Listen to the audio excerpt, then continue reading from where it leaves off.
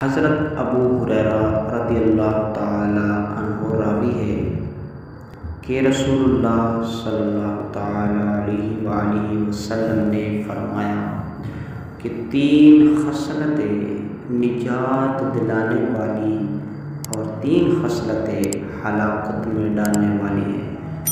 نجات دلانے والی خصلتیں: نمبر 1، ظاہر و باطن میں اللہ سے ڈرنا۔ نمبر 2، خوشی و ناراضگی میں حق بولنا۔ نمبر 3، مالداری اور فقیری میں درمیانی چال چلنا۔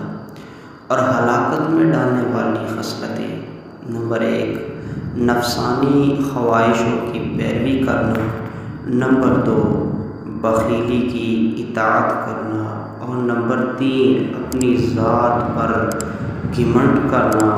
اور یہ ان تینوں میں سب سے زیادہ سخت ہے، یعنی اپنے آپ کو سب سے اچھا سمجھنا، یہ بھی عذاب دارین کا سبب ہے۔